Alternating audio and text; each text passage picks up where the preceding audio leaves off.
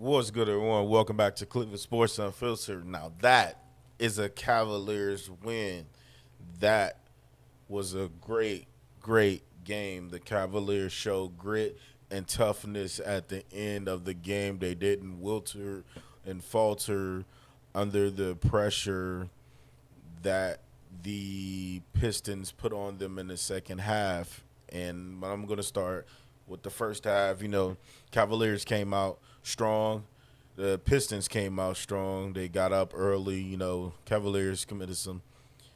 They didn't commit some silly turnovers. It was some good pressure turnovers. Those are the turnovers you can live with. Turnovers that the defense is forced, but the silly unforced turnovers is the turnovers you can't live with. And I think they did a great job today of cutting down on those unforced turnovers. And just phenomenal game from the team. Phenomenal effort. And the start of the game, especially in that first quarter, back and forth, back and forth. The Cavaliers really took control in the second quarter. They went up big by 17, and then Detroit comes out at the halftime. They come down. I think they cut the lead. They cut the lead going into the fourth quarter. So I think they tied it. They didn't cut it. They tied it. They tied it or something like that heading into the fourth quarter. But, they came out of halftime. They swung big. They hit the Cavaliers in the mouth. And what I love is the Cavaliers' response to that. They didn't let – I not going to say I fully loved it because there were shot selections that were questionable. A lot of perimeter. And, you can tell it was a little bit that the pressure was getting to them to get the crowd involved and to try to hit them with a back-breaking shot and, try to hit their confidence and, stuff like that. But once the Cavaliers really settled in and took that initial punch to the mouth, that gut check, that gut punch, that punch to the mouth, to test what type of team that we think they are, they responded. They responded well all night. They didn't wilter and falter under the pressure. And I thought the bench played phenomenal. Excuse me, I'm a little under weather. But Dennis Schroeder, 22 minutes, 11 points, 4 or 5, 3 or 3. He was excellent. He was phenomenal. He was absolutely sensational in his minutes. Max Strus, the Mad Max himself, man. He had 5 fouls, but the constant ball pressure, that clutch steal on an inbound play to lay the ball up, not also negating the clutch time turnover he forced Cade into. Mad Max was awesome. He was awesome. He didn't particularly shoot well, but his defense and his playmaking and his gravitational pull, he was phenomenal. He was phenomenal off the bench. 27 minutes again, not really that much points, but his effort goes beyond the box score. 7 points, 3 of 7 shooting, 1 of 4, 5 rebounds, 2 assists, and 5 fouls. But again, the gravitational pull that he has, and he was phenomenal. And also, someone that was stellar in their role was Sam Merrill. And I like that Kenny a little bit went back to his offense, which I was complaining about. You don't. Everybody was standing around and watch James and Donovan dribble. Now you see Sam is, instead of the bigs coming to set the screen, you got Sam coming to set the screen, and the way he's flashing off of that and popping back to the three, this is excellent work. And those are things I've been complaining to Kenny to, let's get back to that, because that was successful in the regular season. And now, they got back to that. And, of course, we'll see how Detroit adjusts to that. But Sam was stellar in his role. Jalen Tyson, he played all right. 1 of 3, 14 minutes, 1 of 3, 3 points, 2 rebounds, 2 assists, and 1 turnover is what it is. He played a solid minutes, but the big gun, Donovan Mitchell, came out and took control of the game and was head down most of the night. Um, another, I wouldn't say super inefficient, but he was 13 to 24. But that's what we need. We need Donovan being uber aggressive, whether he's efficient or not. And me personally, I would like him to cut down on the three balls. If you don't have it going, cut down on the three balls. But I don't want to take his aggressiveness from him. But he was phenomenal. He was phenomenal. And Mr. James Harden, I, I was uber critical. Not just me. Cavs Nation, we were all critical of you. Everybody was critical of you.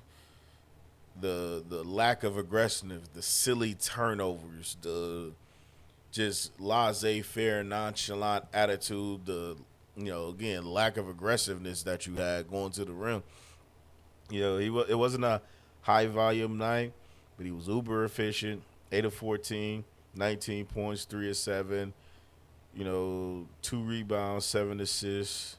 I don't really care too much about the turnovers because it wasn't the uber egregious silly turnovers like games 1 and 2 and like I was been previous before this. Is he was phenomenal in the fourth quarter. The drive on Tobias Harris, the step back onto I think it was on Tobias too.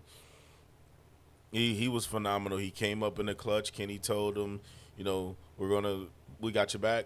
We're gonna stick with you. And maybe Cavs Nation should have the same mindset, but it's hard to trust someone with his past. But that is what it is. I'm not gonna talk about that. We're here to, celebrate him. But all around, great win, great performance from almost everybody. Evan Mobley in 36 minutes, 13 points, 4 of 6, 0 of 2 from three, 8 rebounds, 4 assists. Some of the foul calls he was getting, I was questioning it. But Jared Allen, he had a good game as well. 32 minutes, 18 points, 7 of 9, 4 rebounds. Dean Wade, you gotta shoot more, man. Like that drive where you had and you punk faked your man, he went for it, or he drew you, he took you off the 3 point line. You drove, you got an opportunity to dunk, man. Dunk on somebody. Don't try to give Jared Allen some bullshit bogus layup. You got to drive the ball. Look to be aggressive, man. But he made 1 or 2 of his threes. Solid on defense. I think he did an excellent job. Help guarding K. K was the. You look at his stats and yeah, he was phenomenal all around, but he was super, super inefficient. He got 27 points on 27 shots. He was 10 to 27, 2 of 6 from three. But again, uber phenomenal elsewhere, except for the turnovers. You like to see, as a Cavs fan, you like to see the turnovers where he had 8 turnovers to 10 assists. So you definitely would like to bring them assist. To keep the assists the same, but he was inefficient, but again, he was phenomenal in the fourth quarter. But he's a superstar player. I expect him to play like a superstar player that he is.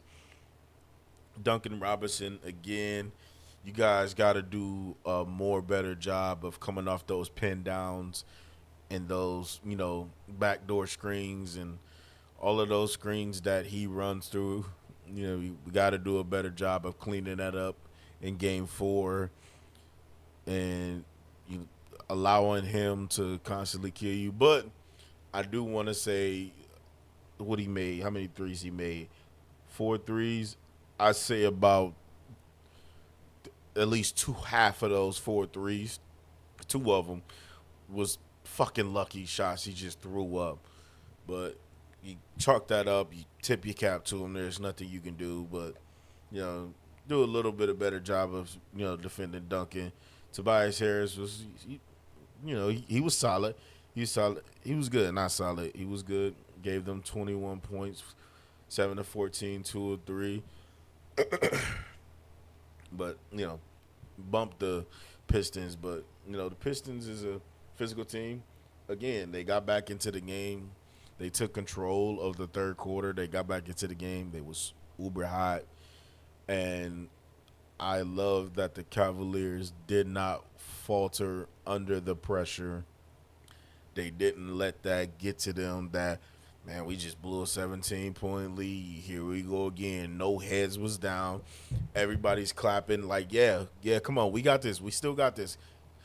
Dennis is call everybody in the huddle. Don didn't call everybody in the huddle. No, we got this. We got this. We got this. Love the leadership. Now, things that are, that can be cleaned up going into game four is the offensive rebounding. The offensive rebound, they hold on, give me 1 second. Oh my lord, this shit just taking uber long to load up. But the offensive rebound, hold on, y'all. Give me 1 second. Oh my lord, load up. Offensive rebounding, they killed us. They killed us on the glass. 17-5. Offensive rebounding. We gotta be better. We gotta be better at putting bodies on bodies, helping the bigs box out. And the bigs, you gotta be better because there was some of those offensive rebounds that Detroit got that could have been negated by Jared and Evan because they had some good positioning too. So it's not all on the bigs too. The guards you got to help rebound. You can't just always rely on the two big guys. Again, I've said that in previous videos. Got to help them rebound. But we can't get killed on the offensive glass 17-5 at home again. Defensive rebounding, we won that 28-23, but the offensive rebounding and the total rebounding 40-33, that's not bad, but the offensive rebounding, guys, we got to box out. We got to box out. We got to put body on body, and we got to control that. And your steals, they had 12 steals. Gotta corral that. Gotta cut down on this, the turnovers, and which we did. Turnovers evened out 15-15. They're a great team, so 12 steals is kind of expected, but not expected, seeing as the Cavaliers was one of the lower turnover ratio teams in the league in their regular season. But again, this is the postseason.